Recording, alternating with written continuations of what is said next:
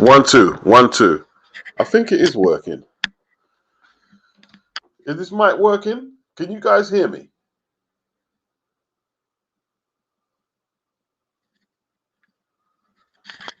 Can you guys hear me? Let me know if you can hear me.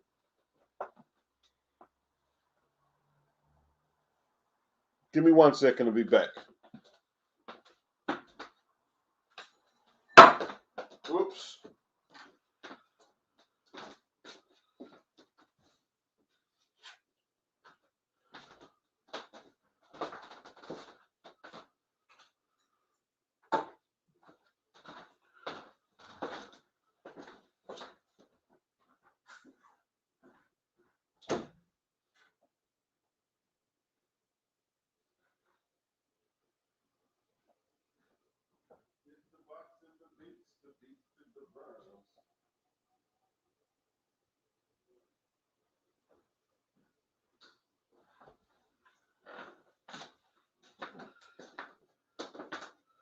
Okay. I think this camera's a bit shaky, people. It's a bit shaky, you get me? So, oh. Right.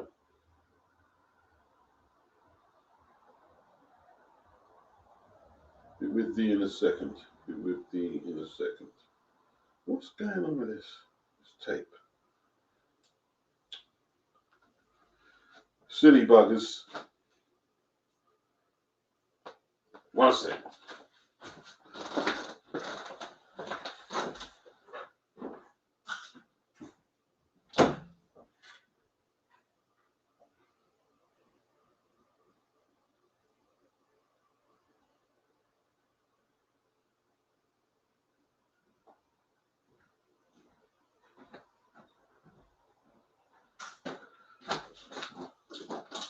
Oh, gosh. Lots of technicals, people. Too much technicals. I'll try to sort it all out. All right.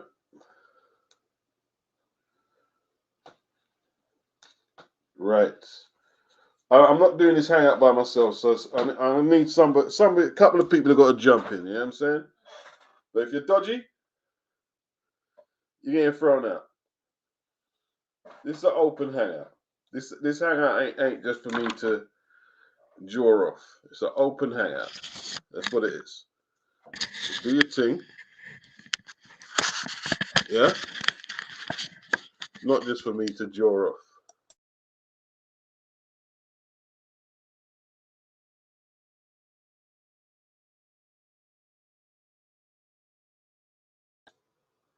Can you get right?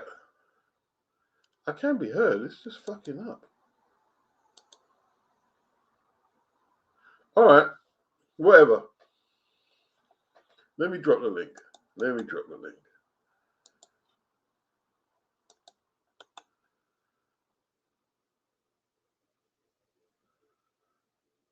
Open reading mode. Okay. All right. Everyone's saying they can hear me clear. That's good. That's the most important thing, isn't it? You know what I'm saying? You hear me clearly.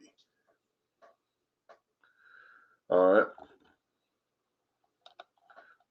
Let's give a check-in before we start. Big up, Daniel. Yep, working. Lennox, big up. Dodge. Hakeem, what's good? Crescentio, what's good? Deacon, Worcestershire, what's good? JB, what's good? Reese Cooper, big up. Reese thinks that Fury faked the cut. JB said the sound system sweet. Big up.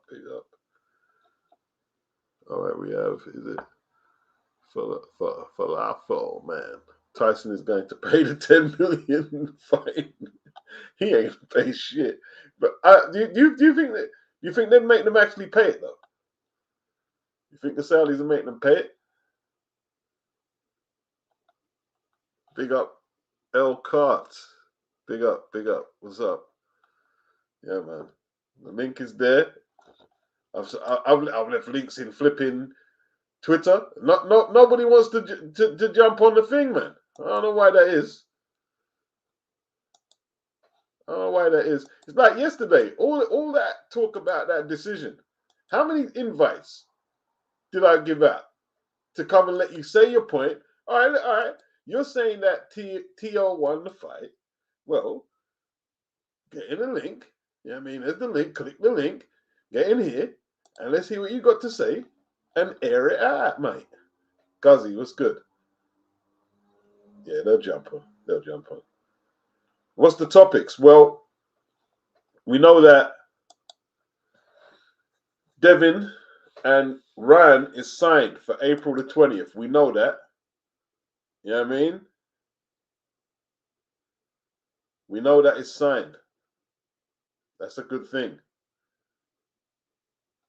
Window. Right, it would make sense if I had to drive up. You know, I knocked out one of my flipping hard drives on my computer. I've knocked out one of my hard drives. I've got to go get it sorted out tomorrow morning. Flipping annoying. Bloody annoying. I would do it myself, but last time I flipping nearly wiped it all out. So, I mean, I have to get my brethren in. It means, you know, he told me, don't try to do no tech work yourself. You don't know what you're doing. Yeah. It's all good. It's all good. It's all good. Yeah, it's signed. It's signed. It is signed.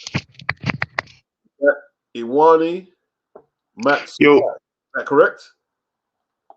so are you saying that the fight between Devin Haney and Let me get the headphones. Garcia is signed? Let me get the headphone jack. Can you repeat that, please?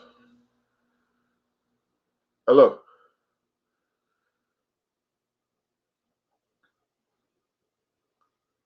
Earlier, I heard you say that the fight between Haney and Garcia was signed. Oh yeah. Apparently it's signed. So this is like a like not related to the fight, but I watched a video about basically they were taking turns on the punching machine, and Haney's punch is stronger than Garcia's. But Iwani, your mic is going in and out. When they're fighting. For some reason, your mic is going in and out. I don't know what that is. It's going in and out. I don't know what that is.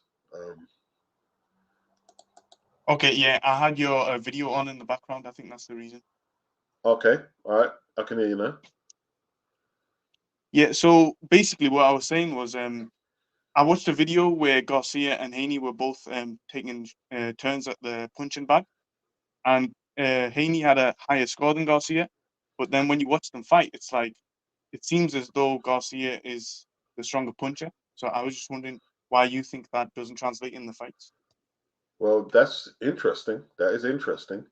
I don't know. I really don't know. You know, like when did this happen? Where you saw them they hit in the back? Was that recent? And it was a few years ago. I was watching it on Instagram. I really don't know. Well, punching power is a strange thing, isn't it? Like people say Devin can't punch, but I don't see nobody dropping their hands, like airing their chin out, like go and crap me, Devin. It ain't gonna hurt me. I don't see no one doing that. So, Do you think it's a case of like Haney's just fought better competition? That could be one factor. Could be one component. Definitely could. It could be that. I don't know. Sometimes it's you know what it is as well with punching power, and I've heard this from coaches. It's the relaxation. Like some fighters, they can hit hard, but when they're in a fight, they try and get too much taut on their shot, and they lose power. They lose the harder you try, the more power you lose. So it's a great point you bring up there. But I guess that's why they say like, oh, don't look for the knockout. Maybe it's just me. Yeah. Don't load up. 100% don't load up. You know what I mean? Yeah, yeah. You Don't know, you think it's like funny that like the two top dogs at like welterweight were Taylor and Prograis, and now the supposed four kings, the two that didn't fight each other, they've gone up and they've beaten the old guard of the light welterweight. all right. So say that again. The old guard was Taylor and Prograis. Yeah, that was the old Yeah, guard. and so these like two of the four kings that didn't fight each other, they went up and they've beaten those. Do you think in the future they'll probably fight at like welterweight? So I feel as Devin though and T. Devin Haney is more eager to make the fight than Lopez is. Devin and Tio is good. Yeah. Well, provided Devin can get past Garcia, you would assume that that's a natural. That's just a natural fight, isn't it? You know. But then again, at the same time, like Tio could find himself frozen out because Matchroom are in the process of signing Subriel Matthias. Yeah, and there's no way he's going to sign to them, and you're trying to make fights with Tio. Well, the IBF champion is in the house. He wants a fight. He wants a unification. He hasn't come over to Matchroom because he wants to stare into Eddie's eyes. He wants them big fights. Yeah. Yeah, So that fight might be a bit hard to make though, because like I do follow boxing, but if I'm being honest, I've never heard of Matthias. So, why would it be hard to make if he's on the zone? well, Haney's just gonna want to look for better opponents. Well, not better, but like more famous opponents. Why Like what even the Conor Benn fight, he's been what why is it? why Bill would he Haney try and was talking why about would he he wants to try and fight fight Connor Conor Benn. if he can beat Matthias, right, and add another strap? That would be he'd be unified champion. Then the Teal fight is just much more. If he can become undisputed at two weight classes, you know, and like So listen, how they're gonna put up a lot of money for him to fight Matthias. Listen, they brought Matthias over there because Matthias is exciting and Matthias can become a draw, although he's very dangerous. Maybe Devin might not want to fight because it's too dangerous. Hopefully not. Hopefully not. doesn't seem like that would be the case? Not his track record. His track record doesn't suggest that, but this is 140, and this is a big puncher. We're dealing with a very hard puncher, very aggressive, and what it is his power retention throughout the rounds is very good, isn't it? It's very good. I big up Beats. What's up, Lennox? Yeah, I to address the Devon Power thing, yeah, I said it for ages, yeah. Devon first and foremost, he was facing what's that Russian man? He stopped when he was first at 135, he was stopping people, yeah, and he was facing decent opposition. He had the shoulder injury, and I think if you look at what he looks like now, he spent way too long at 135 and drained himself. So what happens when you're trying to make weight? You can't do that much S&C. So basically, being at 135 for so long, so much went into him just sort of just making the weight that you saw the power drop off. Well, And I don't really think he's not like, you know what I mean? I don't think he's not a puncher. He's just a guy that's obviously kind of more defensively sound. And with the drainage and the fact that he's kind of, and he fights at pace, he's more worried about keeping his pace and keeping this thing. So he's not necessarily lowered into this thing. You see, he varies the space of his shots.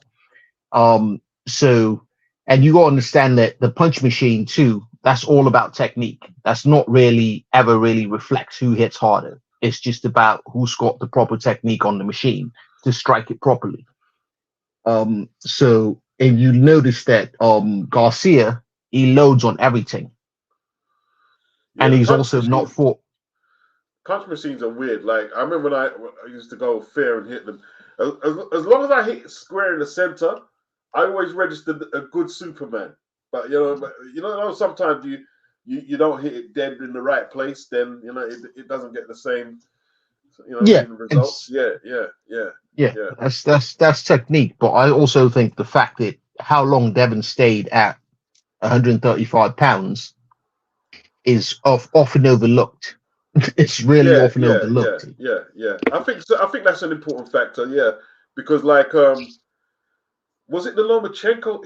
He looked like a skeleton in one of the pictures, man. Yeah, honestly, he outgrew that weight possibly 3-4 years ago. Yeah, he did.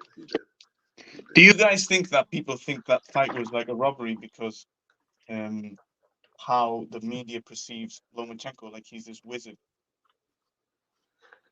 Well, based on last night, it's clear that people don't know how to score boxing. Yeah. Including the judges. There's no way the Lomachenko fight was a robbery. There's no way it was a robbery. No way. Yeah, to be fair, I can't speak objectively because I'm a Devin Haney fan. So right. Your opinion is? Yeah, but even though you're a fan, you can still like give your opinion from a fair standpoint, like without being biased. Like it wasn't a robbery. It weren't a robbery. It was a close fight. It weren't a robbery. You know what I mean? And if they're going to say that you have to take it from the champion for Ortiz yesterday, well, Loma weren't the champion. And in a close fight, well, if that's the case, why wouldn't the fight go to Devin then? Unless people are saying that Lomachenko watched Devin, which he didn't. I've heard some people try and say that, but he didn't. He didn't watch I Devin. think they'll have the initial reaction, and then they just they'll not watch the fight again, and just let their imagination just fill in the blank. Yeah, man. Listen, no, I didn't have it robbery. Yesterday with Teo was bad. That was a bad decision for me. You know what I mean? Although, Ortiz was a little naive, wasn't he? He was a little naive, thinking that he could just box from range and it'll get a decision. He was a bit naive. Yeah, I think if you're the beat side, even if you have boxer guy, they'll always just like have one judge paid off where if it's like a proper wash, then they'll have it as a draw at the worst. So I think in terms of like you coming in and like trying to beat champ, more likely than not you're gonna have to go for balls to the wall, just like try to knock somebody out. Sorry, like this thing is buffering a lot. All right, can you say that again, please? I'm just saying, like, usually if a guy comes in, he's like an outsider and he outboxes the champ. It's a case of there'll always be like at least one ref that like at worst they'll score it a draw. So I think if you're gonna come in as like to be fair, I've heard of this guy before because he fought Lomachenko, but he's not like a big name. So if you're not a big name and you come in, I think your best chance of actually winning the fight is to try to look for a knockout. Yeah, he fought Jamal Herring as well. Like he was way more aggressive in that fight, to be honest. It's politics. It's just pure politics. That's all it is. And like the politics were in Teo's favor. His dad's talking reckless now, saying that he wants Teo to fight Terence Crawford. I mean, come on, man. What is it? You hate your son? Yeah, I mean, like if he did that to Errol Spence, like, come on, man. Like, what's he gonna do to Teo? Teo's like smaller than Spence, and I don't think he's necessarily a lot more skilled, even if he is even more skilled than Errol Spence. So Terence is gonna come into the ring wearing a basketball vest. That's what he's gonna do. Because he's gonna dribble my guy all around the flipping ring. You know what I mean? Yeah, that was such a satisfying win when he beat Errol Spence. Like I can remember the lead up to that fight. I was like, Terence Crawford is like better than you guys are saying. And then when you just watched him, I didn't even expect that. Well, you know what I got from that, yeah, is his dad's an idiot because if Sandor Martin and Jermaine Ortiz could check hook your son all night, yeah, and knock him down, what do you think a Southpaw Crawford is going to do? He's going to take his head off. Take your head off, kid. 100%. Wu-Tang style. You know what I mean?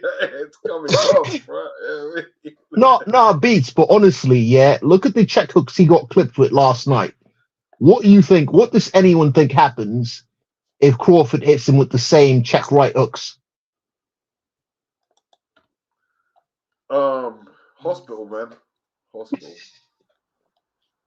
It's weird though, isn't it? With like Teo, he has like a good performance, then he'll have a few shit performances, then he'll have a good performance. Do you think he's cycling? He's got that Well, weird body in it where he's got like a really, like he's not got a lightweight upper body, but then he's got short legs. Do you think that might be like a side effect of like using drugs? Because his dad's been wanting to be him to be a boxer since he was a kid. Don't you think his dad might, if everyone's on steroids, which I believe like pretty much most of the fighters are on steroids, don't you think his dad would kind of like I like you're entitled to your opinion. I won't go that far with Teo. You know what I mean? I won't go that far. I don't know. That's all I can say. I haven't got a clue. I mean, to be fair, like in terms of the steroid usage, I'm using UFC as a reference, which obviously they might have a different gym culture. But what I've watched, like what I've found, like while watching UFC, is like you can think this guy's natural. Turns out most of these guys are on steroids. Yeah, no, I can't put that on anyone's. I don't put it on anyone's name if you've not got a dodgy test and you don't have the behavior that smells dodgy. So although you know what I mean. Some of the stuff he comes out with maybe he is on something, man, but it might not Yeah, necessarily be no. Oh yeah, no. He's obvious. Yeah. No, if you say my man's on something, yeah, he's definitely on. It may be ayahuasca, whatever you want to call it, but I won't put PEDs on my man's jacket. You get me? Because you know what I mean. The telltale. I mean, I'm not touching that. Yeah, but I mean, is he on something? A few recreational things? Obviously, yeah. Could well be. A few recreational things, or maybe get punched in the face from the age of 6 or 7, obviously might be, synapses might not be functioning the way most logical people do. But yeah, I can't. Yeah, But, I'm not sure. That I'm not sure on. I mean, maybe not. Maybe not. Yeah, I mean, all I know, Teo escaped with his strap yesterday. He escaped with his strap. well, I mean, I'm not gonna. Like I said, yeah. I've been put question marks on certain victories, right? I said, man, getting stoppages over or getting highlight wins over people with miles on the clock.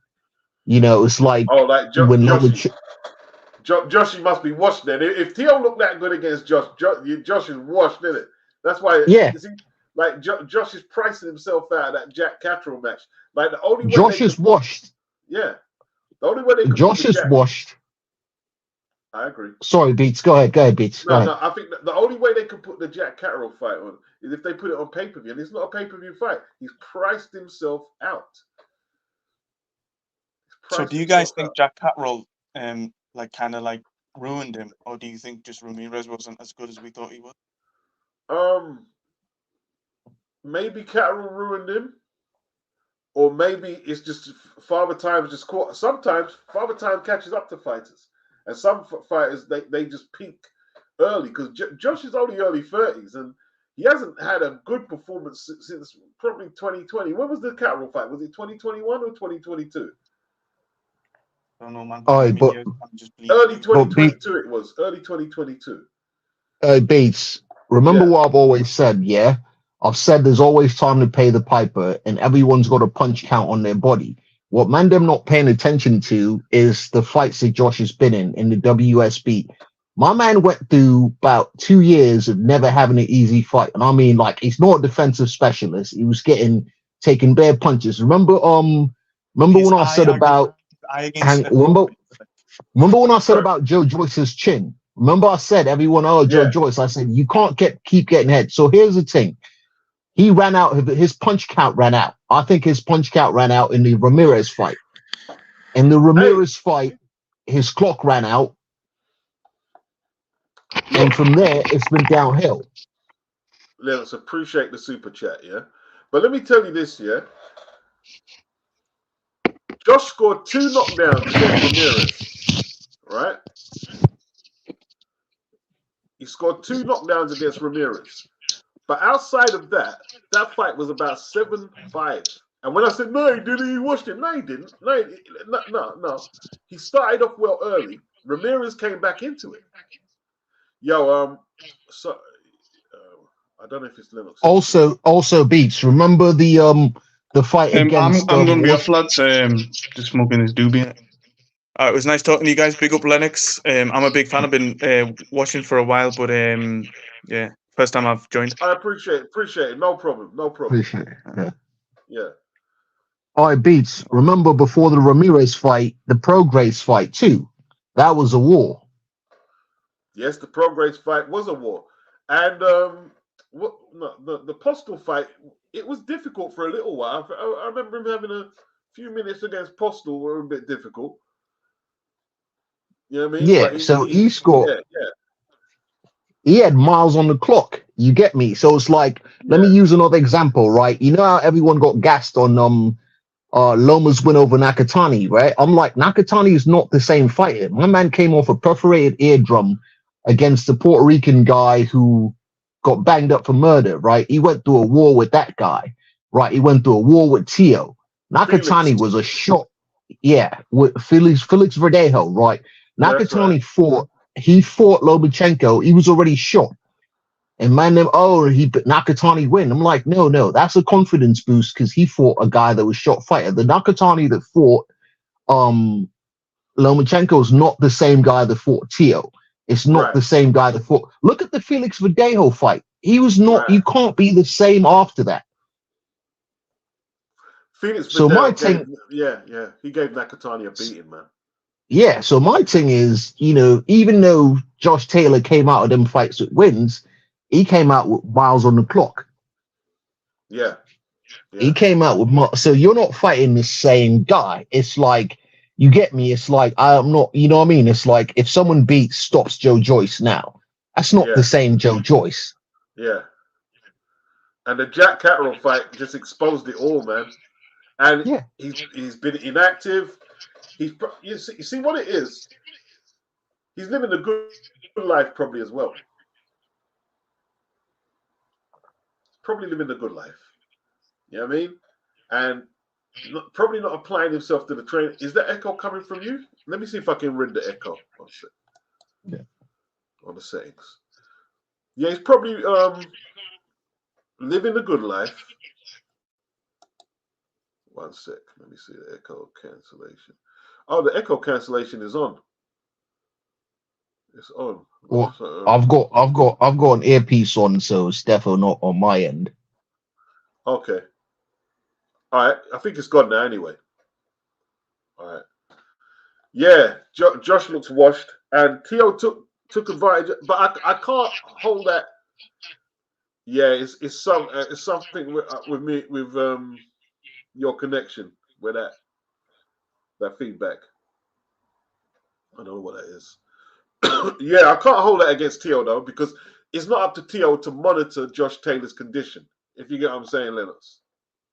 No, I'm not holding against it. I'm just, my man asked, someone asked why there was such inconsistencies in his performances, and I was like, are there really inconsistencies, or is it the opponents? Yep. Lopez is saying, I remember the Ramirez fight. He came back to the gym with a noticeable gut. All right. Yeah. You see, that's what I'm saying. He's got all that money. They have these fighters when they're young, and they can't spend it because they got to stay in the gym. If you're going to stay at the top, you got to stay in the gym, and that's hard. When you got, he's probably got a couple million in the bank, perhaps, or whatever. You're thinking, man, I want to live some life, you know what I mean? Yeah, I want to live some life, eat some food. Yeah, but that's when you become a shit fighter. When you neglect what you got you there, then something has to give. Living the good life, it's not compatible with being a top tier fighter. It is what it is. Well, you could say the same thing for Teo, right? Remember when my man was hungry chasing down Lomachenko, right? He got there, and then what happened? He acted like a diva, didn't he? Like, because, all right, Bob's got him sort of on a fixed price with his fights, isn't it? And like, it had to go to a purse bid. And that ruined his momentum, didn't it? It ruined his momentum. You know what I mean? All that Triller deal. You know what I mean? That ruined Teo. And obviously, he's got a serious lack of account. Like, he can't take accountability because his obsession with blaming Matchroom for his L, forgetting that purse bid went to Triller first. Why does he keep blaming Eddie? And his dad, see, his dad don't help him because his dad fills his head with nonsense because his dad was having a go at Eddie as well. And you're thinking, well, you wanted a purse bid, it went to a purse bid, and now you're complaining. What are you complaining about? Bruce Gas. What's up, Bruce? If you want to talk some boxing, there's a link there for Bruce Gas. No problem. Yeah. So Teo, his weaknesses showed up pretty bad. Bass the Kid, what's up? You know what I mean? Big up Bass. Couldn't cut the ring off. Not for the life of him. And let's keep it real. He only had to really worry about one channel. And that was Ortiz slipping out to his right anytime he tried to pin it. It reminded me of when Mikey Garcia fought Sandor Martin. You're watching the fight and you say, well, you know he's going to move to his right, and you still ain't figured it out. And that's why when AJ took on Robert Garcia, I was thinking, oh no, AJ, man. Like Robert, I don't know. Well, that's what, you know what I mean? Remember what I always say, right? Hit and not get hit is not saying you never get hit, it's just you don't get hit with the same thing all the time. Conversely, if you know this guy's doing the same thing and you let him do it for 12 rounds, you know what? You know what I mean? It's a bit mind-boggling. It's like he's hitting you with a jab at the same pace and you can't adjust to that. He's exiting the same way. 12 rounds, bro. For 12 rounds. You can't cut the ring off for 12 rounds. Yeah, there's something clearly wrong, isn't there? Something clearly wrong. Yeah, Bass, if you know what I mean, unless you know what I mean, you're just listening in. It's all good. There's a link there. You can jump in anytime, Bruce. You can jump in. You know what I mean? Anyone with a good link, you can jump in. Yeah. It's hey, listen, DAZN. Do you think DAZN are doing a good job in boxing, Lennox, or are you one of them people who think they're lacking? I don't think they're lacking. I don't think they're lacking beats, but I'm a boxing fan. You know what I mean? Like, I think my man Hacks in the chat, yeah. I always say not everyone in boxing and most of these lot actually are boxing fans. So I'm a boxing fan. You know me, like from Iba up, I'm watching. If it's a decent, only time I don't like watching fights is when it's one-sided. Like a lot of these come up fights when you put man in there to mash up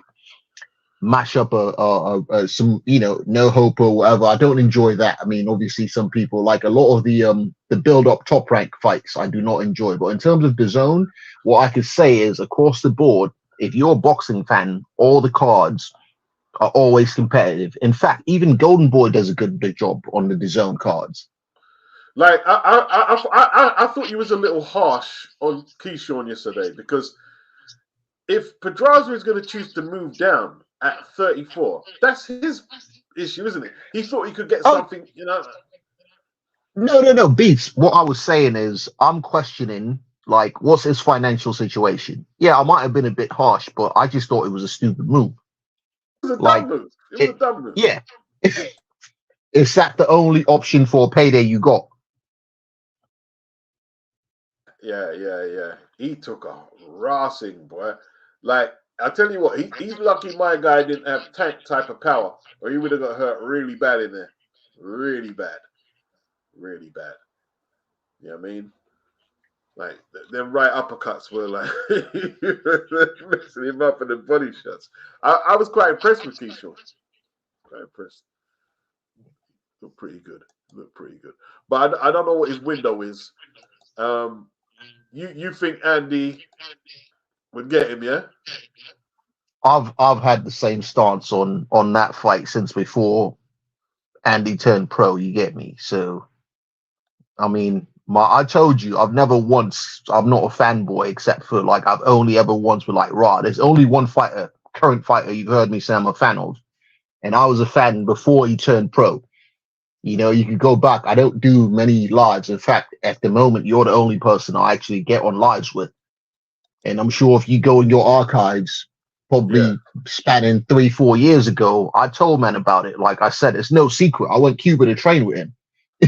So, and the only reason I've said it before, like the only reason I even know Keyshawn is from watching him get schooled in the Amis. And honestly, to be fair, he was the only one who was kind of competitive. You get me? That year when they fought, he was the only one who was sort of competitive. And I was like, oh, right, this kid's a bit good still. So I followed him. And, you know, I followed his first 5 fights. He had, what people forget, he had like 3 fights on Matchroom. He was, you know, he was auditioning for a deal. And he had 5 fights before he went back to the Olympics. So he went to the Olympics as a pro. So in terms of ceiling, I mean, listen, you could call it brethren bias or whatever. Like I think Cruz has got a way higher ceiling than Keyshawn does.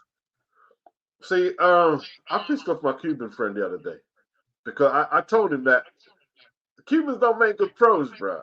They don't make good pros. You think Andy could be maybe like, you know, top 2 All right, Beats, Cuban dirt pros? you got to make a case for that. Like, what do you mean? Who's not? Because there's been quite a few great Cuban pros. Yeah, but I I'm mean, not going. I'm not going back to Kid Gavilan. I'm not going back to that far. all right, not even keep Kid Gavilan. Let's look at it right now. You can't. I mean, what are we talking about? Are we talking about all time, or we can consistently? Arislandi Lara, we could say that. Even Roberto Ramirez. Robersi, that he was one of my examples of you know, underachievement. I mean, he's won. It was what, unified or whatever. He lost his last fight, but He was unified. in this, yeah, wasn't he? I think he was unified. He lost he lost the belts on his last outing. He lost the belts. But yeah, I mean, I think he lost his first pro fight, but I think that was, you know, bad decision, bad training or whatever. But as a pro, especially since a lot of mandem like to say, oh, Cubans are boring, you can't say Roberto was necessarily boring. My man Hacks.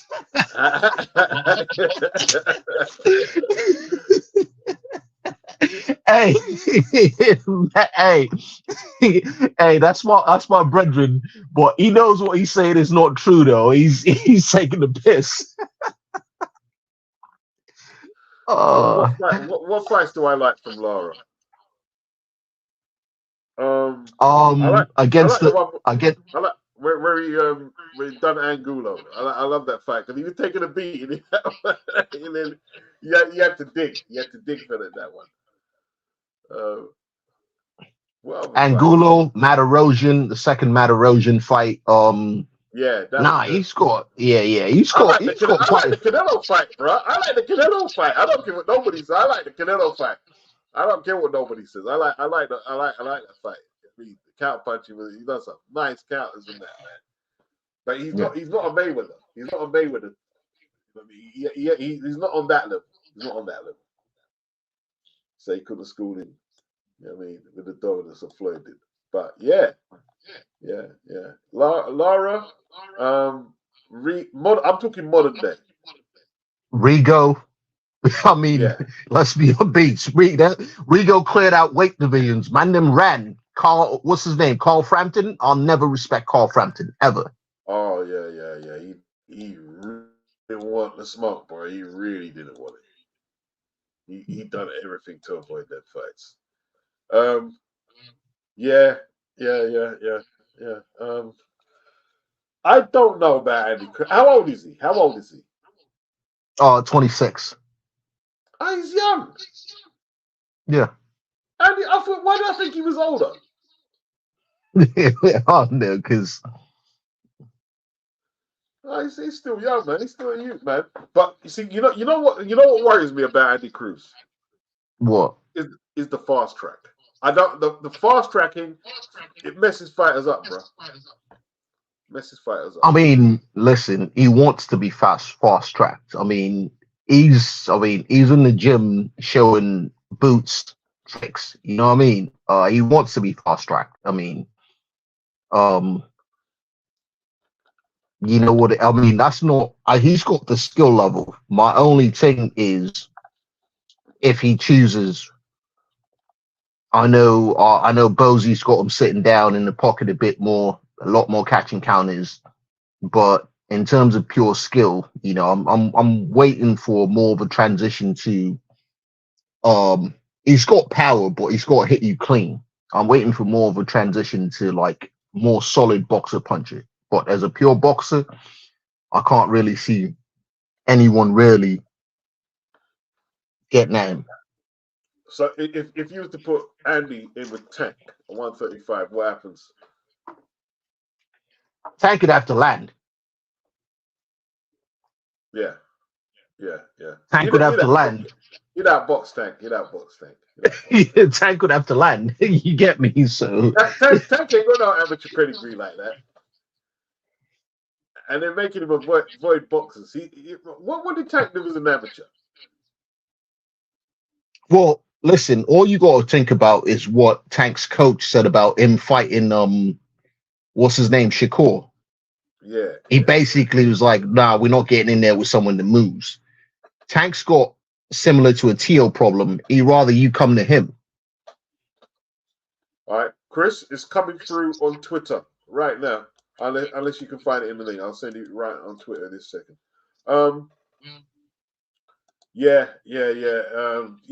Tank is definitely avoiding the punches because they know they're smart though. Because what's his record now? Tank's Tank over 30 fights undefeated, and he ain't fought no boxers, Rick. You know, by the time they got to the Cuban kid, what's his name? He was old. He was past it. What's his name again? Oh, the fight that he got a charity stoppage in the. He got a charity stoppage in the 12th round, and my man fought him. Remember, my man gave you the doctor's report saying he fought him on 1 foot from the first round. Oh, yep.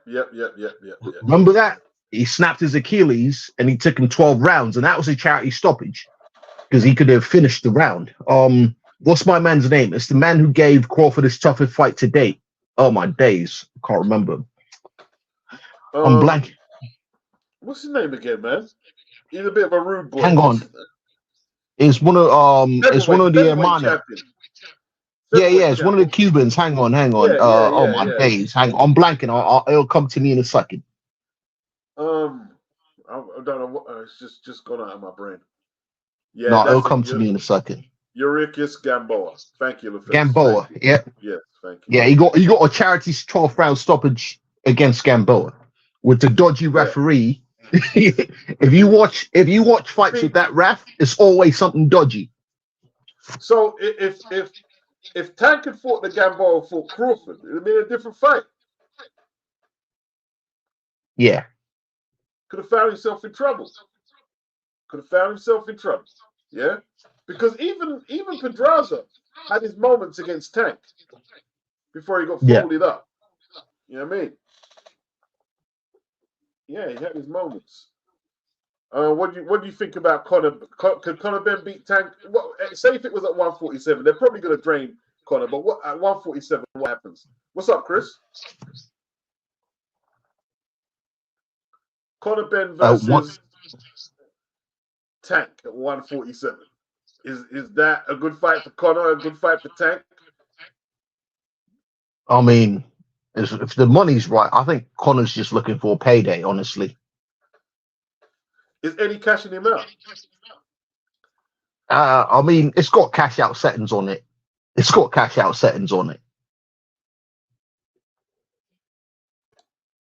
What's up, Chris? Chris having a few technicals, but it'll be in the game soon. I don't think Eddie's cashing. I think Conor's cashing himself out. Conor called out Terence Crawford. He's calling out everyone. You know what I mean? So, you know, he wants the big fight. Maybe he just because Conor likes the money. I mean, Conor like the money. Conor and Chris like the money, innit? You know what I'm saying? Yeah. Yo, my bad about my Wi-Fi, but I'm just gonna say this. I don't see Conor, Benn, and Devontae Tank Davis fought on a fair playing ground. Meaning, if it's not a catch weight or no weight stipulations, I don't think that fight's gonna happen. You don't think Tank will fight him at 147? No, without any weight stipulations. Yeah, without no, he's no. definitely gonna ask for some kind of concession. Definitely. He's not the. I don't care about the A side, all that other stuff. Because if they're going to fight in Britain, right? Say if the appeal of the BBB of C fails, and it goes to Britain, the biggest star is Conor Benn, and Benn's not going to concede that. And why should he? I don't know if I don't think Ben is a bigger star as Eddie is making. I think with the Eubank fight it had a bit of marquee, but I'm not sure right now. I'm not sure. I feel you guys, because that was a fight with the namesakes of two of the most popular British fighters of all time. So that was going to make both of them some money, and that was undoubtedly going to make Conor Benn's profile shoot up if he gave a good performance, which I think he would have. But yeah, to be quite honest with you, I honestly believe this. Tank is known in America. I know Tank is maybe known internationally, but I don't think he has the same cachet as Conor Benn in Britain. Or I could be wrong. Because the last time he was in Britain, he fought Liam Walsh. Yeah, Liam Walsh. Yeah, definitely Liam Walsh. Yeah, but at the end of the day, that doesn't make you box office in Britain. He's box office in America. Like, hey, cool. He All needed a right. dance So partner over it. as someone who's lived in three continents or currently traverses three continents, I could say a lot of the American boxers do not have a profile outside of the States, including Tank. At the time when he fought Liam Walsh, I think a lot of people like Tank. I'm not saying it like because it was at the Copper Box, I believe, or something like that. But at the He was time, a fresh face. He was they a did fresh like Tank. face, man. Yeah, they did like Tank. I'm not gonna lie, they did like Tank over here, but Yeah, they he didn't really. he knocks people out. He knocks people out. We can say that, but look at the caliber of opponent he was facing. Like, this is why you have to let time play out, because he turned down Kevin Farmer, which was really really bad. He absolutely avoided Vasily Lomachenko. He still avoids him to this day. He doesn't even call this man's name out. It's like your marquee value is only as good as the people that you fight. And if you're not trying to consistently fight the best, a la Devin Haney, because that's the only person I see trying to fight the best, and him and Teofimo, but your marquees are going to fall off actually. Yeah, 100%, man, 100%. You know what I mean? And yeah, You were if speaking. not 144, fight him at 147, man. You know what I mean? Fight him He's at not. 147. He's not. You have to understand. A lot of these guys, they're not built like that. No disrespect, and I don't mean to sound callous to talk bad about a boxer who puts his life on the line to feed his kids. But I know boxers who do that and have no qualms going up in weight. I'll give you a perfect example. Gabriel Rosado's career could have been completely different, and possibly he would have been a lot more preserved if he would have stayed at 54 and fought Canelo as opposed to fighting, Triple G at the time he did. But he said, "Hey, I don't want to fight him at no catch weight. So when I beat him, I don't want to hear anything." He didn't. He obviously didn't beat Gennady. Yeah, Golovkin like cut his face to ribbons, man. I remember that fight, busted him up. Are we still audible or Yeah. We're here. I think he just lost. I think we all just right? lost him for a My, bit. my bad, my bad. My Wi-Fi has just been tweaking. But I'm just That's all saying, good. we exalt the winners, but we don't exalt the people who do it the right way. Yeah, Like, Iran Barkley fought everybody. He didn't duck anyone. He said, "There's no picking and choosing. You get your butt kicked, you get your butt kicked. It is what it is." And sometimes it's just like, in history, all we see is win or loss or draw. And the method by the win, loss, or draw, method by the win or loss or draw, right? We're I not gonna read know that, Barkley. hey, yeah, I read Barkley's fight with Marvin Hagen's brother Robbie Sims, and he looked. was a was a war. Jesus Lord, Complete man. complete war. But these guys ain't they're Complete not built like that. war. No, they're not. No one's built like Barkley. Barkley fought Robbie Sims, who's a good Michael middleweight contender. Elijah Michael Day, Knight, Michael Elijah Day. Yeah, he fought Tony. I took a hammering. Ben, He Ben, Benn. He went up to heavyweight. Who did he fight at heavyweight? very Garcia. He stopped him. Yeah, he stopped Jerry Garcia. And I think he fought Trevor Burbank, although they were washed at the time. Listen, freeweight champion, man. Freeweight champion. Knocked out Darren Fought Van Durant. Horn. Yeah, Yeah, knocked fought out Darren Durant. Van Fought the Duran. 160 lost Hearns his knocked belt. him out. Knocked him out. He beat Tommy twice. Got 2 victories He over beat Tommy. Hearns. He beat Tommy twice. And you know that shows you how great those guys were because hey, let's perfect example. Roberto Duran had a career and a half before he fought Sugar Ray the first time. And you know, he no mosses, then he beats up Davy Moore, then he gets stretched by Tommy Hearns, but he keeps fighting and fighting and fighting. And mind you, every time when Duran was counted out, he had a career best performance. Like Like, I'm not even gonna lie to you. I'm Duran is so like he underrated, was Chris. Like, you know what I mean? Like the other day, somebody played a clip of the Barkley fight, and they showed his defense. Duran's oh my like god. his timing on defense and throwing his punches. He's Second to like he's none. got second to none, bro. Second to none. He's Second to he was none. on the same he was on the same level as Wilfred Benitez, but Wilfred Yeah, he he was just was. a bigger he was just a bigger version. He was just a bigger and more slicker version. He didn't have the punch power pound for pound as Duran, but he didn't need to. He just like that's how great Wilfred Benitez was. He toyed with Roberto Duran. And He mind you, toyed with Duran. He toyed with him, out of the and four kings, You know what's mad? Sorry, since you brought up Benitez, you know what's mad? yeah. I think I said this to you before, Beats. I said in this day and age, most men would say that the Benitez Sugar Ray fight was boring. It was grueling, man. It was technical. It was very technical, but Yeah, it was that's what I'm grueling as saying. well, man. But in this day and age, right? Because man wasn't catching punches with their face, right? You see the number of punches that were missed. Sugar Ray talks about it. It's like, bam, I could not pin this guy down. Yeah. The number And of at all. slips, the footwork, right? I mean, up until the knockdown and stoppage, that was yeah, basically a lot of footwork, slipping, masterclass masterclass. levels. And the way people Masterclass. don't rate boxing today, I could see them man saying, "Oh, that fight was boring." I could see man them today calling that a boring fight It was because Lennox, weird. that It's was weird, you boxing. know. Lennox, Lennox and Beach, I gotta ask you this question, guys. Do you Yeah, think you know the this is a delineation of how far people's intellect has regressed? Because we look at boxing as a parallel to life, right?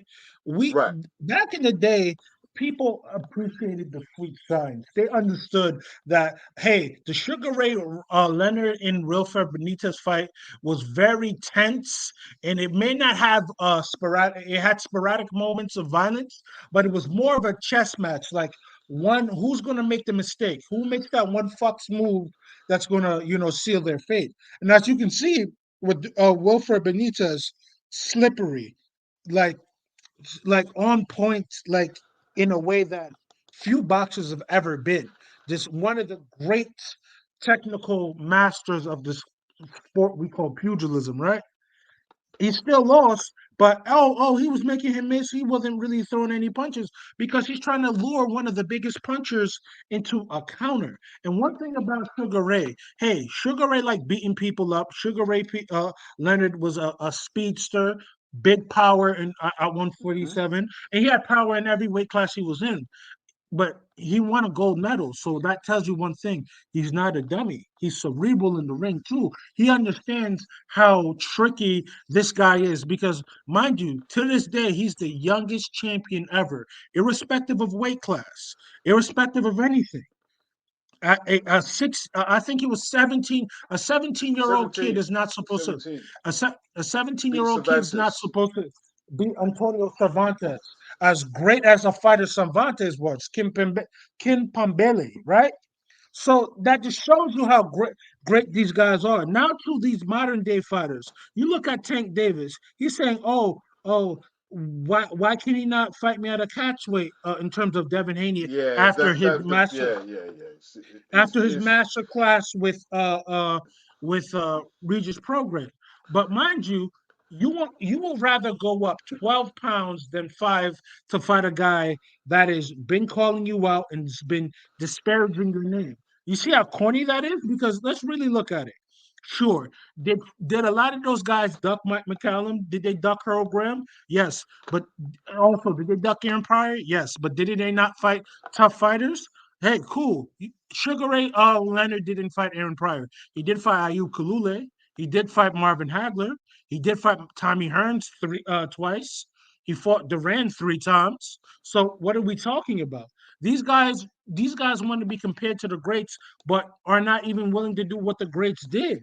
Because I look at it like this. When I was younger, I had a hard line stance on ducking. You can't call yourself the greatest or anything, best of anything, if you have not fought anyone, all of the contenders that could potentially rival you, right? That's why Mhm. I don't consider Floyd Mayweather Jr. Greater than Muhammad Ali, No way, no irrespective way of he's the great. losses or anything. I never, I don't even consider him greater than Larry Holmes And because here's the I thing, always, though. Here's yeah, the thing.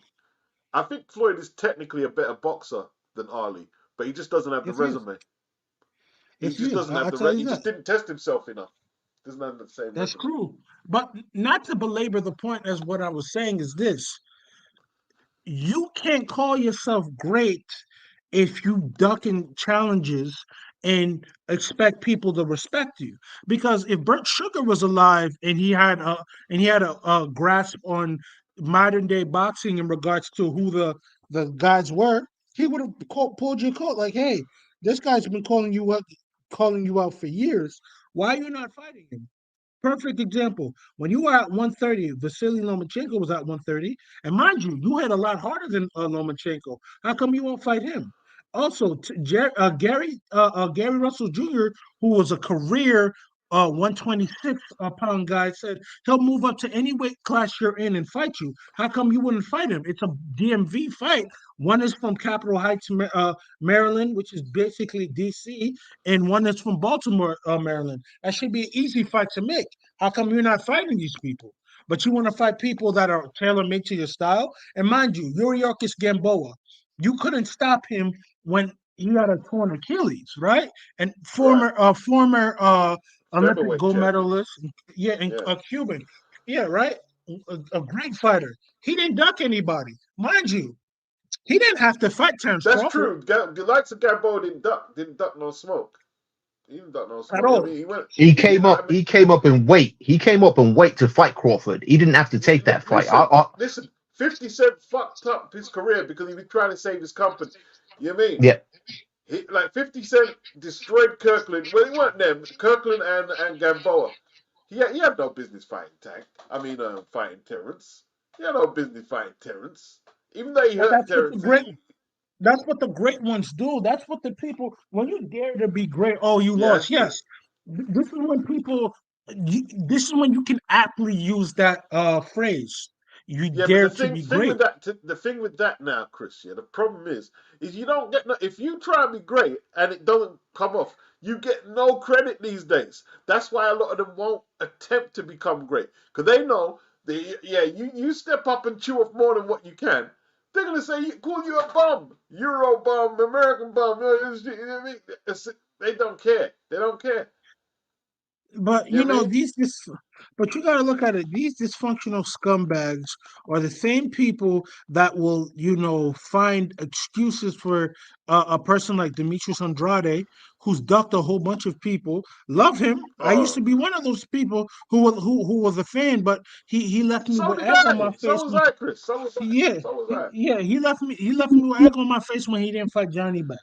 I understand, you didn't you were getting shafted because you wanted to fight Canelo, you wanted to use your WBO mandatory status for being a super champion in 2 weights to fight him. But hey, that didn't happen. You have to stay match fit.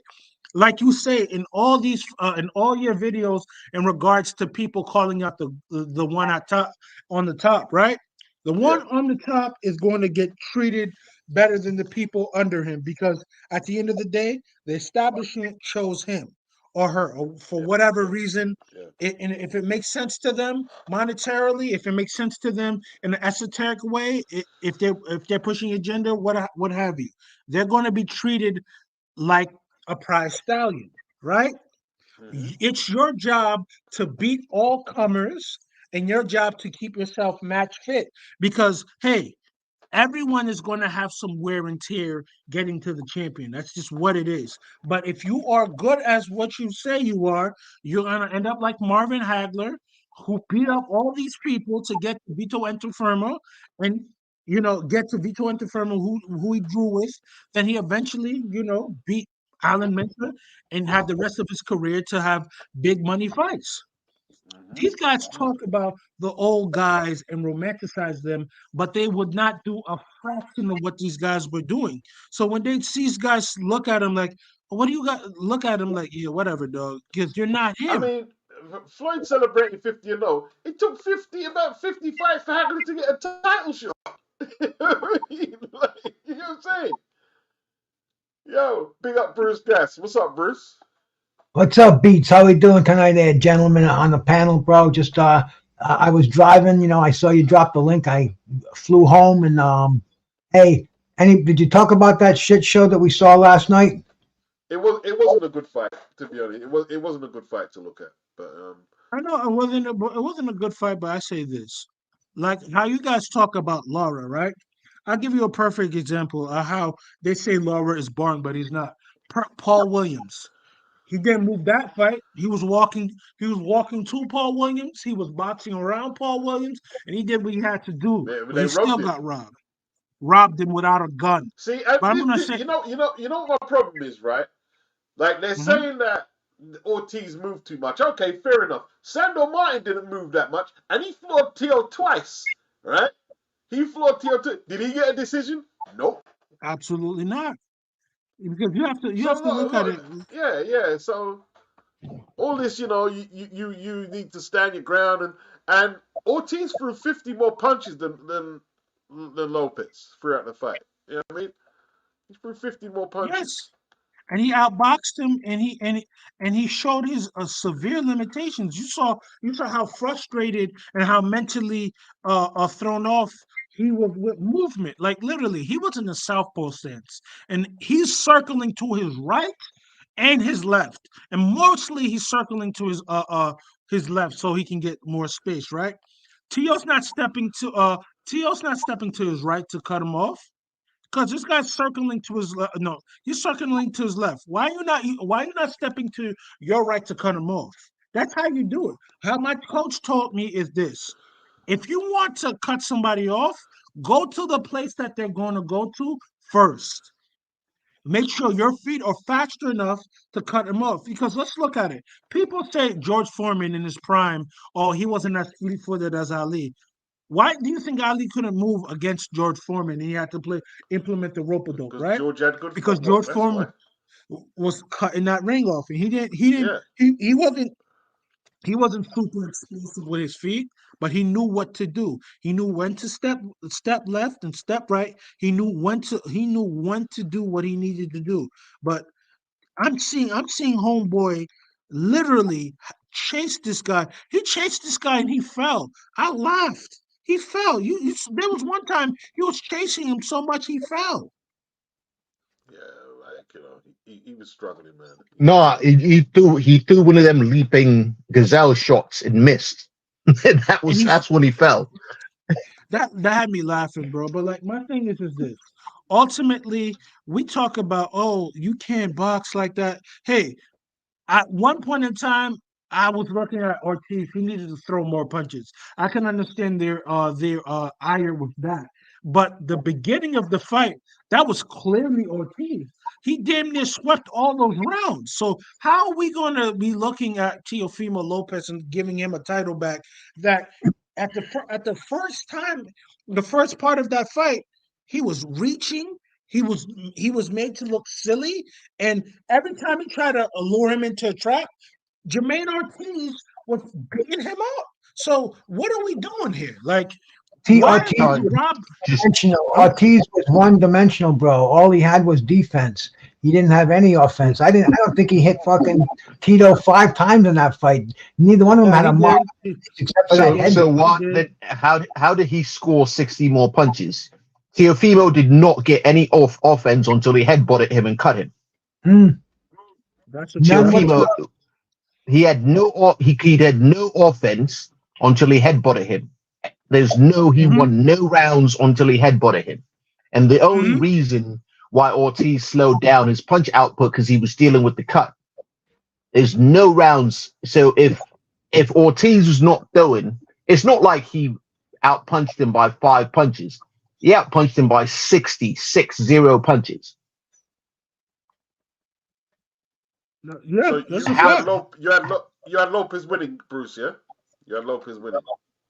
I thought Lopez pulled it out, but see, it was very clouded the way the fight was scored. Ortiz, he didn't have that desire, and that impresses a lot of judges. The challenger going for the champion, going for the title. I mean, it takes me back to, it reminded me of fucking 1976 with Ali and Jimmy Young. Jimmy Young could have had the world by the balls if he had just turned it up another notch, and that's what I thought Ortiz should have done last night. He had everything going for him. Yeah, but I look at it from Lopez was, to me, Lopez is a head case, bro. He came out with a circus around him. It was fucking, he looked like something out of the Alice in Wonderland. At the end of the fight, he's crying. He's telling the audience to suck his D. He's praising Jesus. I mean, this kid is like one fucking beer away from a nervous breakdown. That's what it looked like to me. He was picking. Ortiz just did not have that second gear. He needed to turn it up a notch. Jimmy Young could have done the same thing in 1976, but he didn't. And Ortiz... Ortiz did not have to do anything more because Teo was not doing anything. That's the problem. Lot can't get on here and talk about a guy who outpunched the other guy by 60 punches. What was Teo doing? That's my point. Ortiz came in with a game plan. And Teo had nothing for it. In the words of Terence Crawford, it's called boxing, not a backyard fight. It's called hit and not get hit. One person was hitting and not getting hit, and the other guy was clueless. Yes, that's true. That's true. But when Teo did get in, it looked like he did land some clean shots, but not enough for me to say, hey, he definitively won that round. Because when Ortiz was landing clean straight left hands, clean check right hooks, clean double right jabs and shit like that from the southpaw stance, no one was saying anything about that. I feel you. And let me tell you something, Bruce. That's a great comparison to bring up the Jimmy Young Ali fight. If Jimmy Young if he would have turned it up, hey, there's a potentiality he may get knocked out because he's the naturally smaller guy. Gotta remember, he started his career at middleweight. He fought guys like Ruben Hurricane Carter, and even if he turned it up, they were going to rob him. He's not Muhammad Ali. He's not monetarily. You're mixing Jimmy Young up with Jimmy Ellis. Oh, Jimmy Ellis. Jimmy Ellis. Jimmy Ellis. Young up with Jimmy Ellis. Yeah. But like back to what he was saying. Sorry about that. I still think they would have robbed Jimmy Young anyway. It's Ali. I think if Jimmy turned it up. See, you had the judges last night. You had Sutherland, Wisefield, and Cheatham. And whenever those 3 judges are involved in a fight, there's going to be drama. I mean, you can just go back and check it out. These 3 judges, Cheatham is aptly named, and Sutherland and Wisefield, they're like the 3 stooges of judging. See, I just didn't see Ortiz could have won that fight last night. He could have turned it up. He caught Teofimo Lopez on a bad night. Teofimo Lopez seems to be having a lot of bad nights lately too. If a fighter's not coming forward, he doesn't have plan B. I think he needs a better trainer than his dad in there. It was a shit show. They're going to put this on a Thursday night in America. We're going to have to stay up till 1:30 in the morning to watch a fight. And if you're not a hardcore boxing fan, you're going to say, this is boxing? I'm going to tune into this? Nah, it was a shit show as far as I'm concerned. It really didn't matter who won. Teofimo had a chance to shine. And like right now, we just heard that Devin Haney is signed to fight Ryan Garcia on the 20th of April. So those two are taken up. Tank, we don't know what's going to happen with Tank. Who's Teofimo Lopez going to fight next? Who's going to be his next opponent? You know, he could have shown last night and he blew it. They both blew it. Teofimo's next opponent, like Julius from Ring IQ, shout out to my bro, said this: don't give Teofimo any movers. Give him somebody that he can feel, that he can style on, and he can beat up on. And the person that he brought up was Trigger Barroso. And unfortunately for him, I think Barroso would get severely hurt, and I wouldn't want that for him. But hey, that might be the only interesting fight. Interesting fight. You know, Barroso deserves a payday. He's earned it. I don't think Teofimo can fucking take Barroso's punches. Barroso's a tough old man, bro. I mean, we're talking one of these well-preserved Latin fighters, man, and he just, good matchup, bro. I'd like to see that fight. He punched hard as shit, but he can fight Subriel Matias, who does everything that Tio would want him to do. But if Matias starts landing on Tio's gonna feel some shit that he never felt before. And Tio's gonna be on his bike and he's gonna say, "Oh, it's boxing, guys. It's hitting, don't get hit" with Matias. So how he felt against Ortiz, that's how he's gonna. That's how Matias might feel against Lopez, because I don't think Lopez is going to engage with Matisse at all. Because if he does, that's to his detriment. Because I look at guys with like Ergashev, Shojahan Ergashev, heavy-handed punches. Bro, he got churned up, bro. He got churned down. Literally, like churned butter. Like literally, after that guy hit him with that straight left hand, it was nothing afterwards. He had nothing for him. Jeremiah Ponce, who beat up Louis Ritson real bad. After Ponce had a success, Matias just walked right through him. So I don't think anyone's going to be really fancying the Matias fight. But what say you guys? I like the Barroso fight, man. You've got my juices stimulated for that one. Too bad one's a PBC fight. He's a top rank fighter. I'm not interested in seeing that old man. It's like against Tio. The Matias fight makes sense, but Tio's not going to take that fight. Tio's going to chat bare shit, and he's not going to take that fight because I just can't. Especially when he's gone out here. When he's gone out here chatting bare shit about Boricuas, like, no, my man's nah, he's moving mad. Let me tell you something about Tio.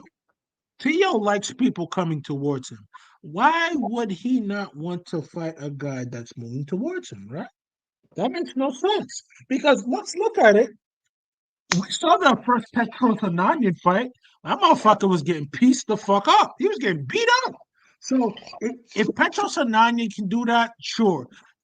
In the return bout, Petros Ananian almost died. That's why the fucking medic said, "Hey, he's not fighting another round past this point. Stop this fight." But I'm just telling you, if Tio fights Subriel Matias, that might be the end of Tio that day. I mean, I'm more interested in that. I'd love to see that fight, just to see, like, if he's really got the dog in him. He don't. The thing is, they're both young. They're both in the same division. They should fight each other eventually. See, right now we're in an era where one guy has to fight one guy, and that's like the end all be all. All these fighters should be mixing it up with each other. The winners should fight the winners, and on and keep it going. Because boxing definitely needs a kick in the ass. Now maybe the Saudis will give it to us. That's true, but at the end of the day, the Saudis are starting to see who's serious and who's not. And I'm very happy the Saudis are telling people like Tank Davis, hey, we won't send you two Ferraris. We'll send you two boxing gloves if you need it. Yeah, Like, that was a I'm great happy Frankie reply. Alice. That was outstanding reply. I'll send you two Yes. boxing gloves. I love it though, because at the end of the day, these motherfuckers have become too entitled and they've been living high off the hog for too fucking long. You have to earn your fucking money now. And if you're not, we're not going to be working with you. And you can make your crumbs. You can make your crumbs how you want to make your crumbs. But at the end of the day, those guys are serious contenders and serious people part of boxing. I really appreciate them too.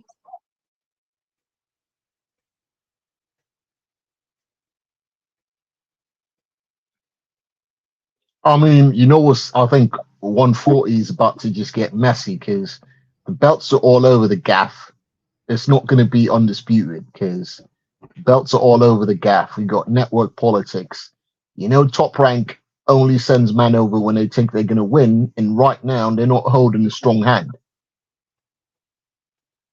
Yeah, Like, they can still send Shakur over. Like, hey, no, yo, no, Shakur's at 135. He's at 135. I'm chatting about lightweight. Yes, I mean super lightweight. I'm talking about super lightweight. Sorry, 140 super Yeah. lightweight. Well, you Yeah. know, So what? If they're gonna, well, what I was going to say is, to me, the belts have been so devalued.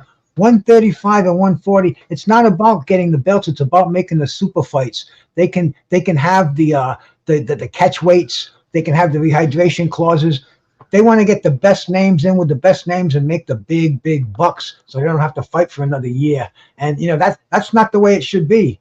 Fighters should dominate their divisions, clean out their divisions, become undisputed. But that's gone the way of the wayside. There's so many titles out there, and man, if you're not fighting for a world title, they have the interms, the silver, the gold. I mean, so many trinkets out there. They're valueless to a hardcore boxing fan, and even to the fighters. What they want to see is they want to see super fights.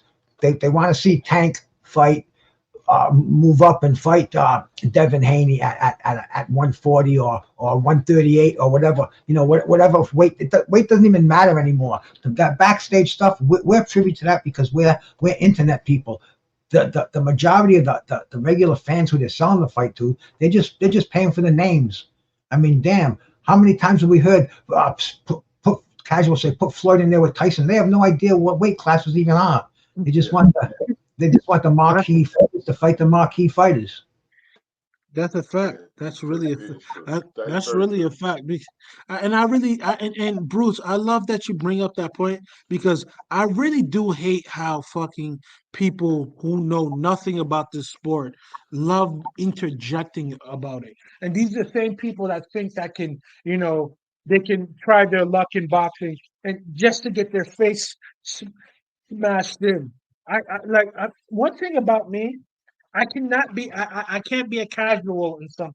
I have to do my research. I have to, give credence and plaudits to the people who really put it down. Like for example, with rap, I do my research. I love the rappers who know how to rap.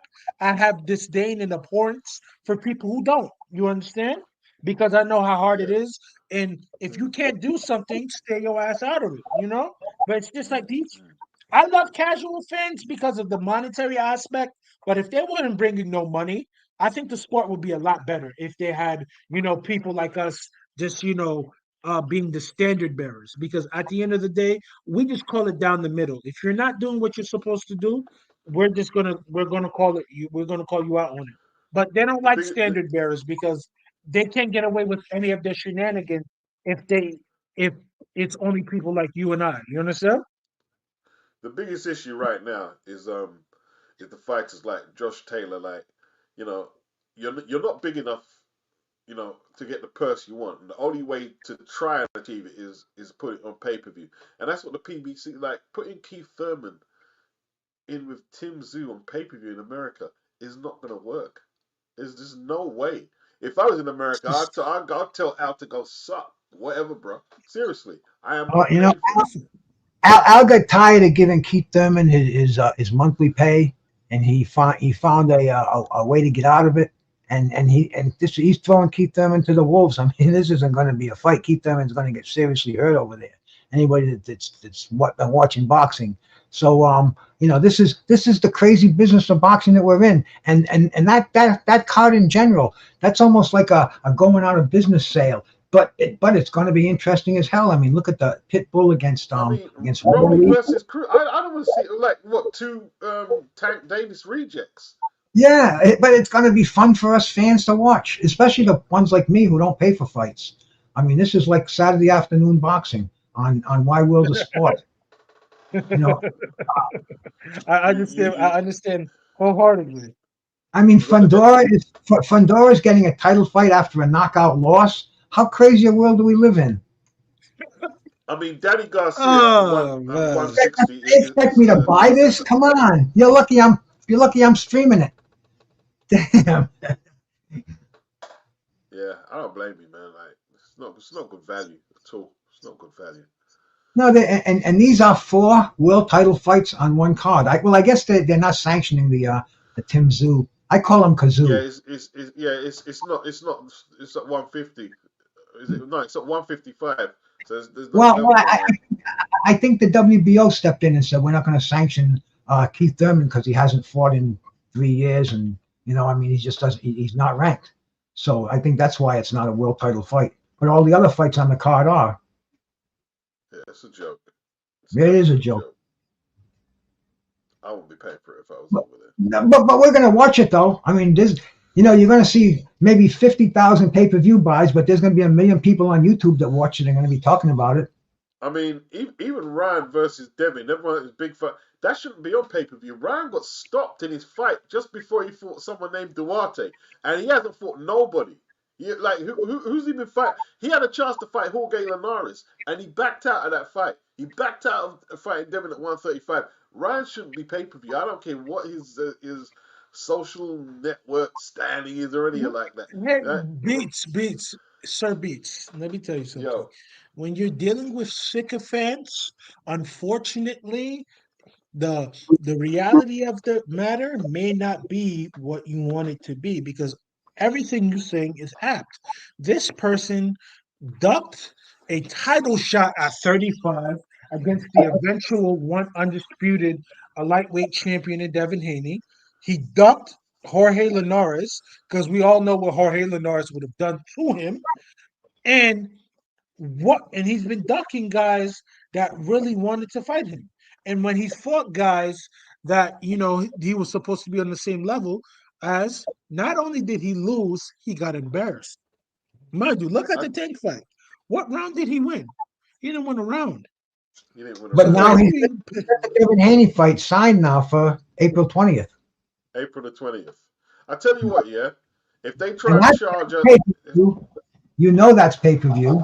Oh yeah, that's going to be pay-per-view. If they try to charge us over here, even £20, you think I'm staying up? I'll stay up 4 or 5 a.m., but I ain't paying for it. I'm not paying for it. There's no way I'm paying for Ryan Garcia on pay-per-view. It's not happening, people. It's not happening. When you have a choice, when they tell you it's pay-per-view and you can say, well, maybe I'll buy it and maybe I won't, that means the system is kind of fucked up. They have to reinvent a new way to sell boxing. When people can open door A and get the prize, and then play with the lock on door B and don't even know what's behind it, you're going to open door A every time. Let's face it. I mean, we're not idiots. Yeah, Ryan versus Tank was supposed to be a super fight. If he had took Tank life and death, then I would have paid for it. But the way he bowed out, he quit. I'm going to pay for someone who quit 1 fight ago. Listen, I ain't been watching as long as Bruce, but I've been there from the 80s. I ain't no mug. I'm not paying for it. I'm not paying for Ryan Garcia on pay-per-view. He had to prove his heart. I need to see some heroic performances. You know what I mean? Like, listen, no way. Ryan, let me tell you something, Beats. Ryan needs to become Ryan Saad Muhammad instead of Ryan Garcia for me to be interested in this man's career. He needs to be. He Oh needs to pull yeah. out some Matthew Saad Muhammad type shit. Some I'm Matt tired of Franklin. it. You pull out that Matt Franklin, bro. Don't let Franklin, him man. paint. Yeah. You gotta pull out that Matt Franklin, the man that Mm-hmm. Oh, unfortunately got abandoned by his family on that street and became Matthew Saad Muhammad, because we are not here to that watch you dilly dally around. and that street was the Franklin Parkway. That's why he became Matthew Franklin. He didn't. His name was Maxwell, and all he could say was Ma, and the Yeah. nuns thought that was Matt, so they called him Matt from Franklin Parkway. Matthew Franklin, later to Matthew Saad Muhammad, one of the greatest fighters of all time, man. I saw him in life or death battles with Yaki Lopez, with Yeah. fucking oh man, Richie Cates. Ricky Cates. Did he knock out? Tyson, He knocked out Lottie Mawali, didn't he? Lati yeah, Mawali. he put That was Lati Mawali to brutal. sleep with that left The Whoa. late, uppercut. Yeah. great Marvin Johnson, two great Marvin fighters, Johnson. man. Oh, I mean, Matthew Saad Muhammad, the comeback kid, the miracle man. Yeah. Great Yeah, man, fighter. but it was sad to see him at the end of his life, man, not being able to speak after taking such severe punishment. And mind you, this man's life was hell. Like, imagine, not knowing your family, and they leave you as a child in the mean streets of Philadelphia, and you have to just keep fighting and fighting and fighting. Your life is really uncertain. It's just ambiguity on top of ambiguity. You get into a sport, you get better, and you're not as skilled, but you have all the heart in the world, and that's gotten you through, literally. Because I've never seen Matthew Saad Muhammad be slippery like a Duran, like like all the other great champions. But one thing he did is have major league cojones, like literally. Yaki Lopez. And nuclear power. He had nuclear power in his fists as well. Yes, yes, but look at, and like I was watching his interviews, his stutters, like his lack of coherence, his lack of enunciation and articulation when it came to his words. It always bothered me. Like, you went through all that hell, and literally you really can't even enjoy your life. It's sad what happened to him, but like, This is why boxers fight so infrequently today. You see fighters fight once a year because they look back at these heroes that we all saw growing up, and they're like great fighters, and I bow in their presence, but I'm not going to end up like that, because most of these guys that I know, I mean, really, and I know a lot of them, they don't have any money. They're living in Section 8 housing, getting SSI checks. Half of them can't even carry on a coherent sentence. I mean, the beatings that they took. That's why it's, fighters today, they see that, and they're not going to end up like that. Floyd saw that in his father, and he became, he became Floyd. It's just, and now it's more you have prevalent. You have to look at it from this perspective too. Look at Floyd Senior. Senior was an incredibly skillful fighter. That guy was big, strong, and had he not got shot with that shotgun, literally could have been, he could have been a better fighter than what he was, man. And I saw look at him. him. I saw him live. I saw him live at the Providence Civic Center when he fought Sugar Ray Leonard. He had one defeat. In fact, little baby Floyd was at ringside. He was only about months old. This was in 1979, I believe. And man, Floyd Mayweather was tough. He was number 4 ranked, Ring Magazine. He was lightning fast hands. But Sugar Ray Leonard, man, he was he was a rookie. I mean, just unbelievable, lightning fast. I mean, I was in the 4th row. And Howard Cosell was calling the fight. Angelo Dundee was there. The Petronellis were sitting behind me. It was everybody in New England was there. And man, like you were saying, though, Floyd Mayweather Sr., until he got shot, until he got fucked up on drugs and went to prison, he would have been a great fighter. He had it all going for him, but he couldn't get out of all the brothers, he's the most talented one. I'm not No, even no, saying no, that. no. He's more talented. Roger, I think he's he's more. not more talented than Roger. No way. I think so. Here's why. No. Roger took too much punishment, Beats. You know this. No. Roger took way too much punishment. Stop it. No. Sammy Serrano destroyed Sammy Serrano for that super No, feather belt. he laid him out. Yeah, Ken yeah, yeah, Bazemore. yeah. He That put beat he Ken put on Bazemore to Livingston Bramble sleep. that day. He Yep. beat Vinny Pazienza. Listen. Roger was that dude. He I was know. that dude, man. Yeah, but Like, yesterday, Rocky Lockwood, the anniversary of Rocky Lockwood's passing, and man, there was nothing quite like fucking Roger Mayweather and Rocky Lockridge when they had their showdown. yeah.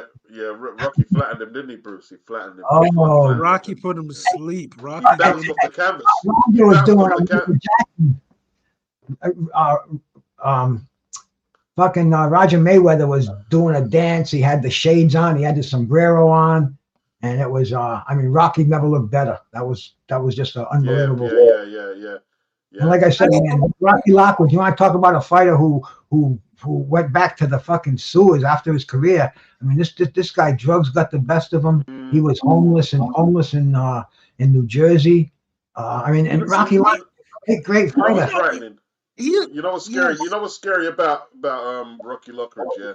I remember when he Mhm. beat up the Australian guy, Barry Michael, for the super featherweight title, and I heard him speaking post-fight, and he spoke really clear, very articulately, and then to see him reduced to that, crying on the screen and people laughing. You know when people used to laugh at that cry? That used to really Yeah, that piss was me the him. fuck off, man. That Because me too. they didn't see this guy against Tony the Tiger Lopez. They didn't see them fights. They didn't see him They like didn't, against they didn't see him Chavez. against Julio Chavez. He Yes. beat Chavez and he beat Gomez, but didn't get the decision. He battered Gomez. But he didn't get the decision. Oh no, he didn't. He didn't. You're right. He Smashed didn't. him up. Smashed him to pieces, bro. Didn't get the decision. Robbed him. And hey, the fight with Chavez was a very tough fight. Very Yep. tough fight.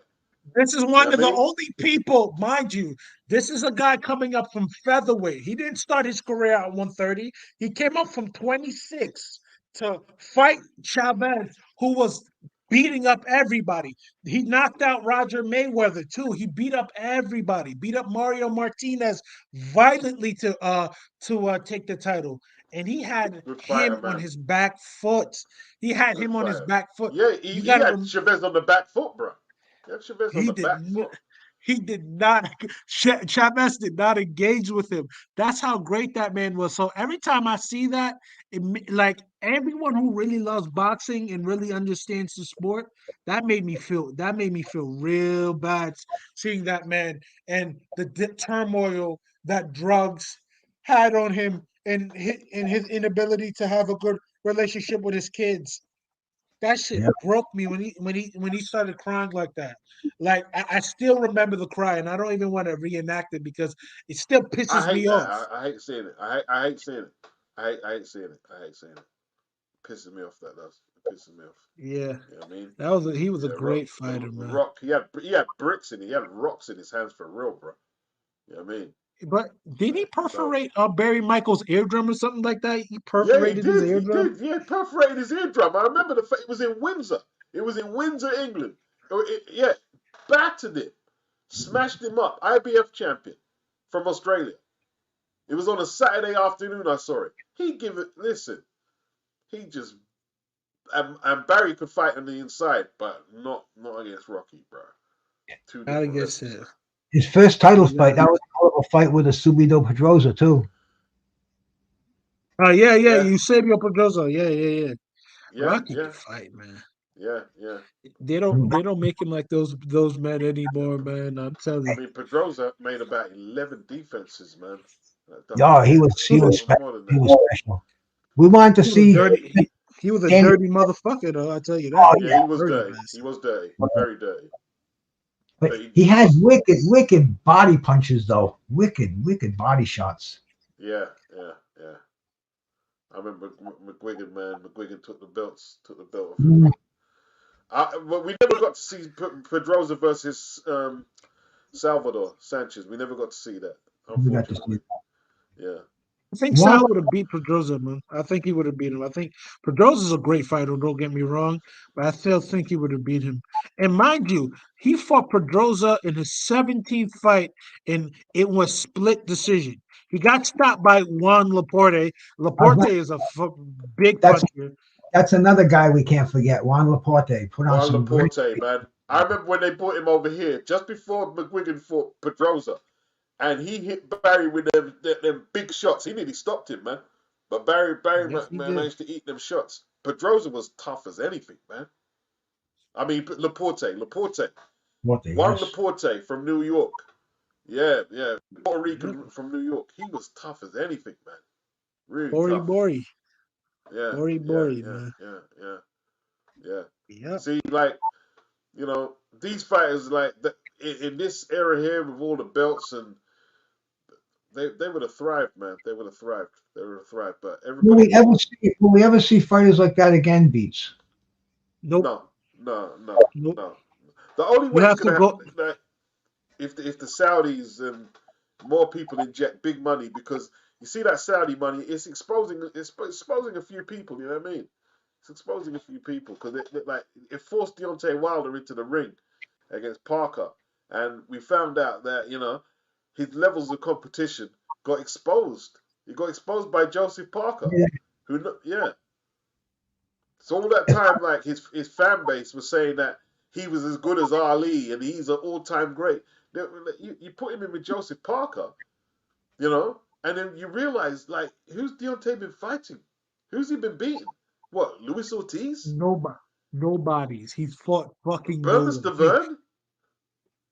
He fought no one.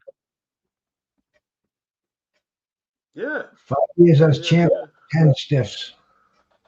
Stiffs, man. Stiffs. Fighting a lot of stiffs. Yeah. Well, you know, what I would do right now, if I would take over Deontay Wilder's career, I would try to arrange a fight with Jake Paul for multi-million dollars. And you know, boxing today, it's a business, and I would maximize that business by putting those two in the ring. I don't think Jake Paul could hurt him, and I'd like to see if Why would Jake Paul not fight going to stay Deontay in Wilder? the ring. Why would He's Jake not Paul going to fight. Why would Jake Paul No. fight Deontay Wilder? for the bag, Crazy. for fucking $15 million a piece, money to retire. They're not going to pay. They're not going to pay him that. Not that I price. think- Not worth it. I think they could get that much money. I think they could really get the boxing fans to be watching it, and they could get all Jake Paul's fucking Twitter fans to be watching it. So it would be it would be a crossover. And I mean, you know, Deontay's doing the ayahuasca. He doesn't want to hurt anybody. I mean, this dude is loving life now. He's not gonna be a threat to any active heavyweight again. He's not gonna win a title. I mean, make the money, bro. Fucking, you know, he don't want no more bodies on his record. He just wants to fit in and make some dough. And man, are you kidding me? Crossover, Jake Paul still got some. He still wants to prove himself. What better way than go in there with a former heavyweight champion? Damn, come on, $100 pay-per-view. I understand that sounds tantalizing to you, but okay, you got to remember if he wakes up for this fight and he really takes it half-ass serious, you know that kid could get really badly hurt, right? I don't know. I don't know if Wilder can pull it together and do that, man. I don't know if he can anymore. Okay, I'm just saying this: if Deontay Wilder connects flush on that kid's face, that kid is going to call the senators, the congressmen, the president to make sure boxing is banned in the sport. The boxing is banned in America and internationally. I'm telling you this, that is complete nonsense. I understand you would want him to do that. I understand it may sound good, but he could completely ragdoll. Well, I could be wrong, but I think I don't think I'm wrong in this one. You get ragdolled. You get embarrassed. Boxing is a circus right now, like we saw last night when Teofimo Lopez came in the ring, led by the freaking 3-ring circus with he had everybody. He had the sword swallower there. He had the fat lady was there. I mean, it kind of showed the state of boxing, what's going on today, and why not fucking bring on the clowns, bring on Deontay Wilder versus Jake Paul. There's no incentive for Jake Paul to take a fight like that at all, because he's not a proper boxer. There's no incentive at all. Well, he get punched. Wilder went to the Olympics. Wilder went to the Olympics, man. Like, former world I champion. think after Jake Paul's fourth or fifth coke on the pipe, I think he's ready to get in the ring with Wilder. No drug testing for this fight whatsoever. Yeah, you're funny, man. You're funny. You are. But I'm just saying this. It's not going to go well for him at all. Oh, man. I'm going to ask you guys a question. This is a hypothetical fight, mythical matchup. Azuma Nelson versus Rocky Lockridge at 130. Who do you think would win that fight? They both came up from 126, so I think they're both around the same, side. Who would win? At what weight? 135. At No, what no, weight? no, no. 130, 130. Zuma Nelson, the best African fighter ever, undisputed best African fighter ever, versus Rocky Lockridge. Who wins? I don't know, man. I'm not good with a lot of them fans. Me I either. don't know.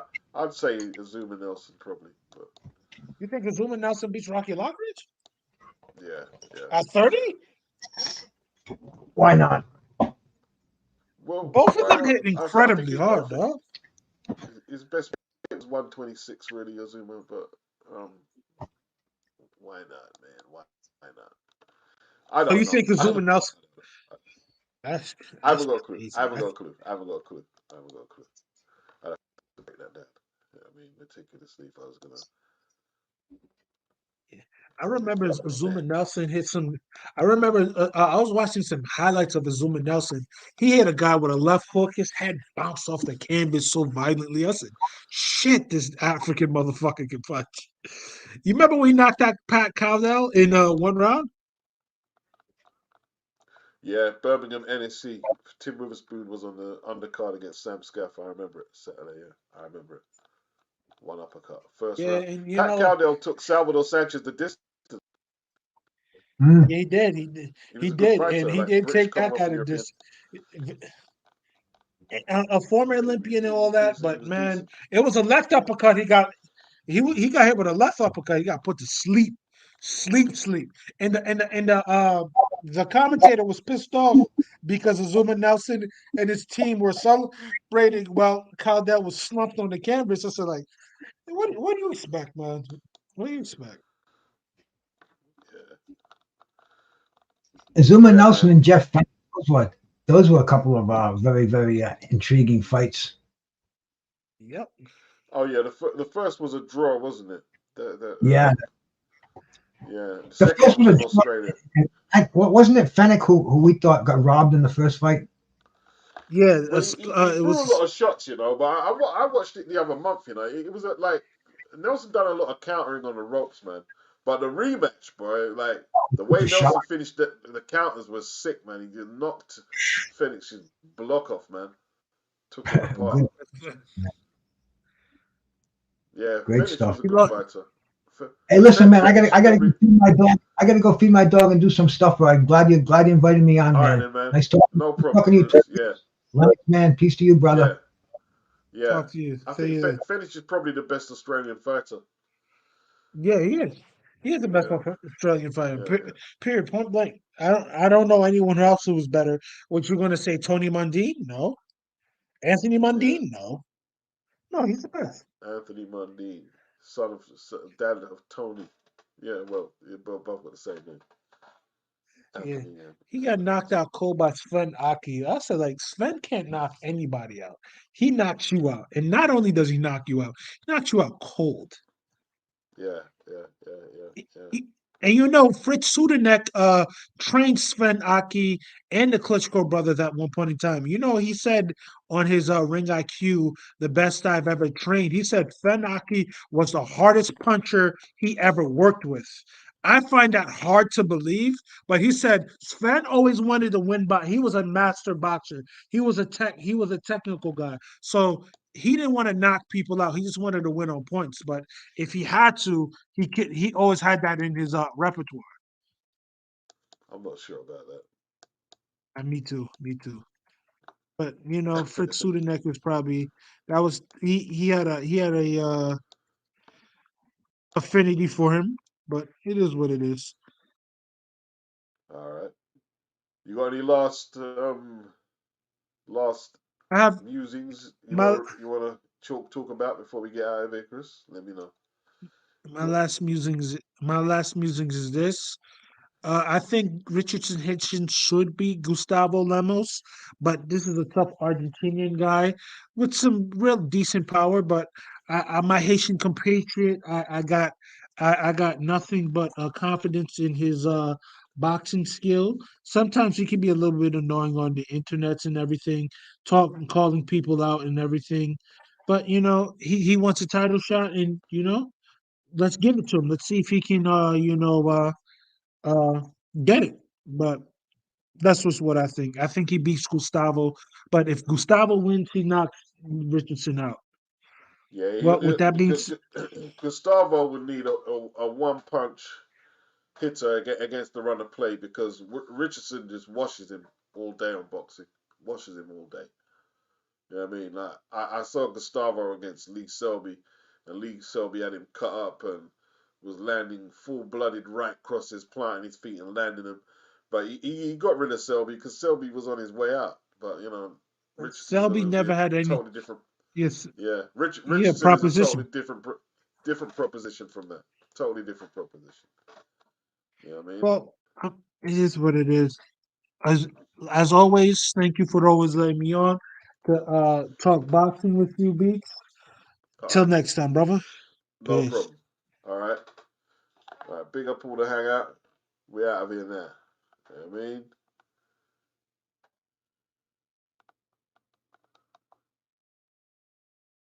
Peace.